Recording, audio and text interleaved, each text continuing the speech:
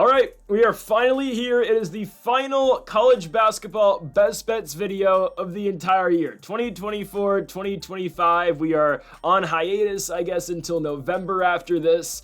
But today's the final day of the college basketball season here in 2024-2025. The national championship game from the Alamo Dome. The Florida Gators take on the Houston Cougars. Two number one seeds, Florida coming off their victory over the Auburn Tigers, and Houston coming off of their historical comeback, down 6 with 50 seconds left, their win over the Duke Blue Devils. So we're going to give our best bet and our prediction for this one game. But folks, before we get into the video, again, I just want to thank you guys for watching throughout this entire year. This has been the best thing going on my channel, I believe.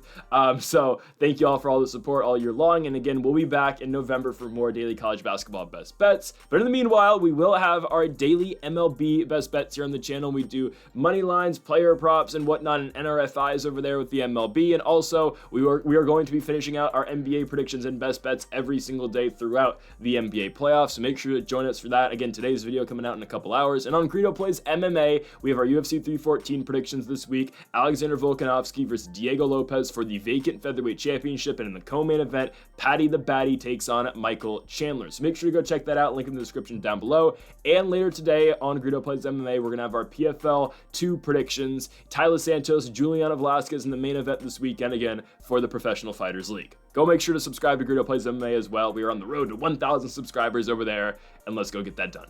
Okay, so the national championship game, Florida versus Houston. You see it on the screen right here. I'm going with Florida. I think Florida's going to beat Houston.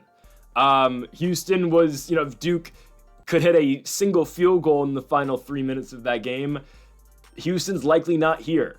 And when we made our prediction on Duke versus Houston, well, I thought, all right, Houston's great defensively, and they are, but as long as Duke's able to score like they've done all year long against pretty much every team that they have played other than the first, 2 weeks of the season, they should be able to beat the Houston Cougars. And obviously that did not go their way. They lost by 3 points. Again, a lot had to go Houston's way late in that basketball game. They were down huge, but it was a crazy comeback out of Houston. They were down 14 points with 8 minutes to go left in the game. I mean, again, down 9 with 3 minutes left to go. Cooper Flag had 27 points. It wasn't enough. Again, you can look back at the foul call on Cooper Flag, but I don't care. You can't sell the game that hard if you're Duke, and you can't blame it on one foul call. Obviously, Cooper Flag misses the midi to win the game, and Houston ends up getting it by 3 points. Tyrese Proctor throws up a 3 at the end of the game, and Houston wins, obviously. Now, LJ Cryer with 26 points in that game. Played all 40 minutes. He needs to do something along the lines of that to beat Florida.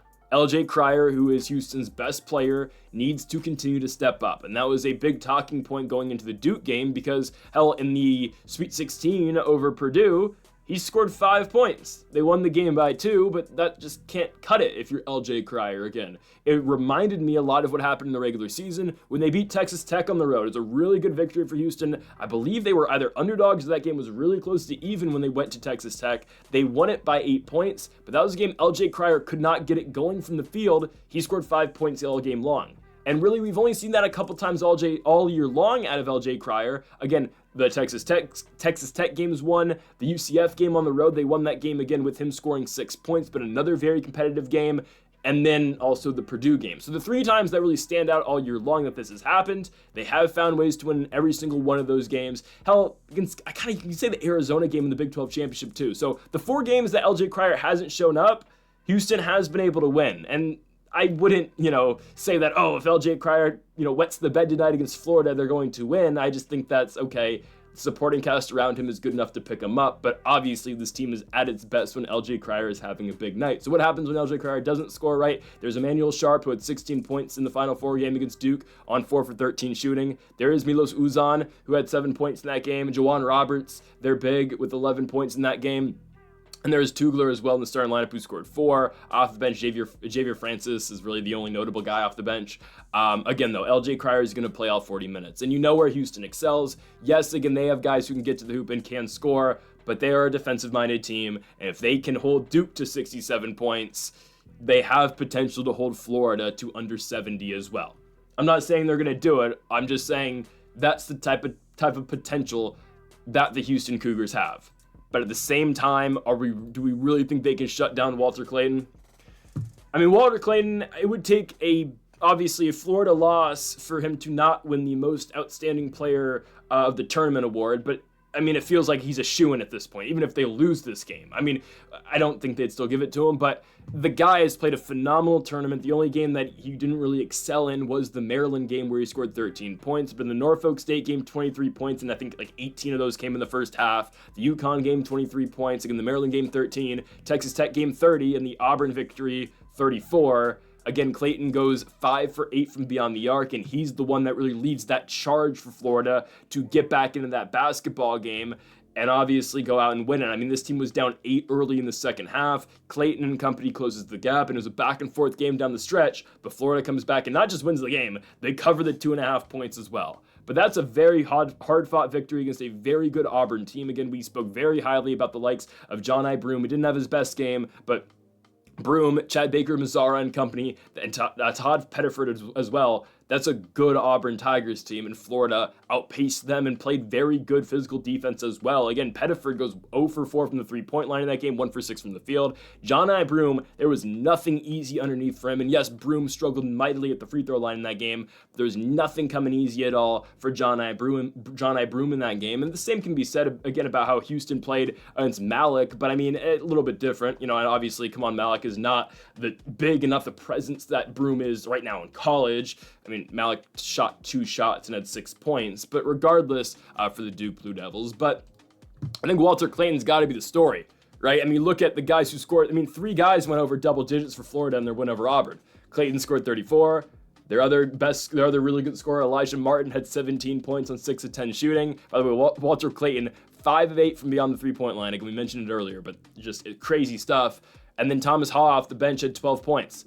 Other than that, there was not a double-digit scorer on this team. Will Richards scored 7. Condon scored 1. He went 0 for 5 from the field. Expect that to be a little better in this game, but honestly, how much better can it get against a much better defensive team in the Houston Cougars? The way I look at this game, though, and I know Juwan Roberts will have he will be a presence down there. He plays a lot bigger than he actually is. Let's be honest. He's 6'8", he's very good interior force. He can, again, when you feed him the ball inside, he can finish. But I just think, again, yes, Juwan Roberts is good, but I think Florida, if they need to attack the paint, I think they can get there. But ultimately, right, if we're picking Florida, we're picking them based off their shooting.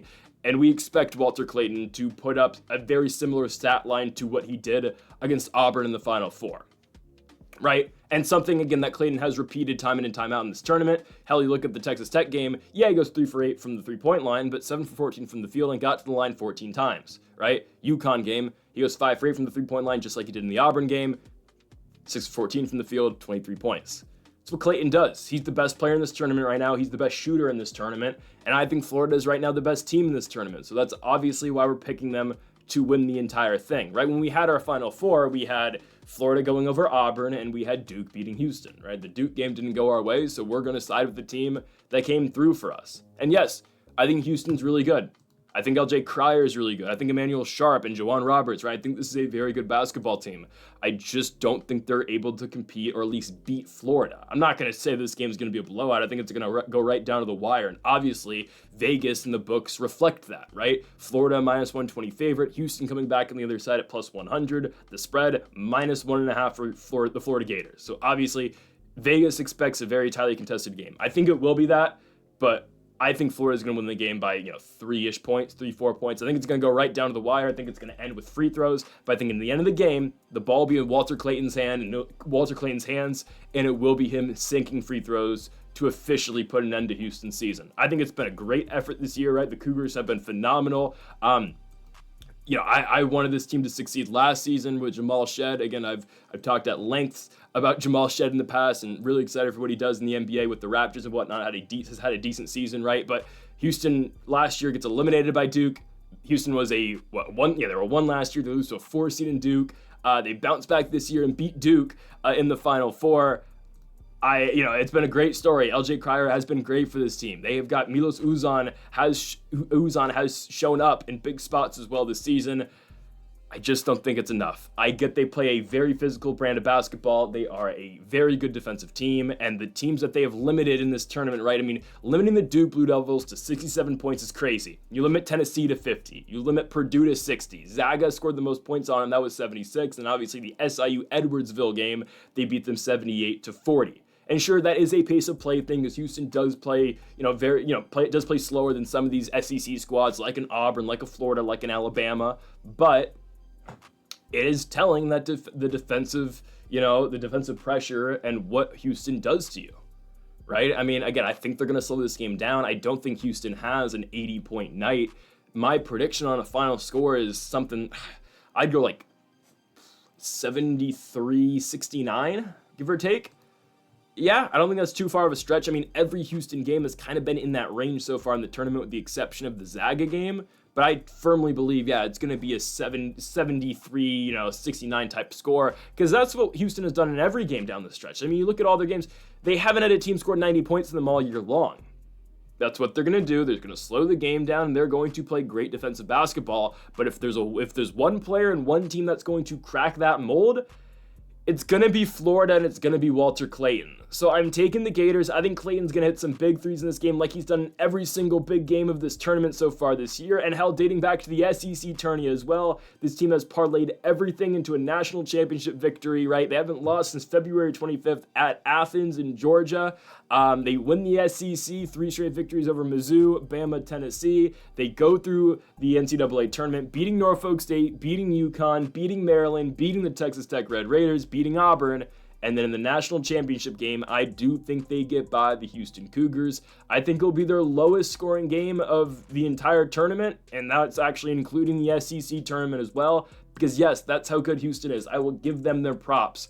But at the end of the day, the best player on the court is Walter Clayton. He's the guy that you want to have the ball at the end of the game. I think exactly that's how that's going to go. It's going to be Walter Clayton hitting 2 free throws to put Houston out of reach. And the Florida Gators are the 2024-2025 national champions here with basketball. I don't know how to state that. They win the NCAA tournament. That's better. Anyways, folks, that does it for our final college basketball best bets video here of the 2024-2025 season here with college basketball.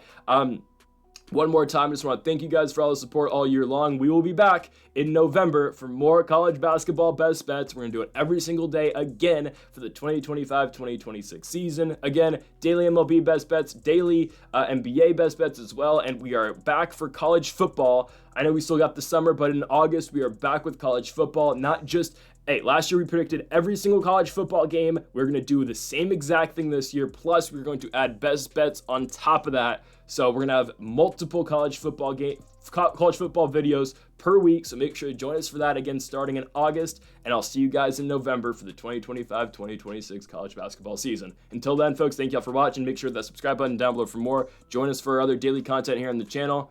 And Mamba forever.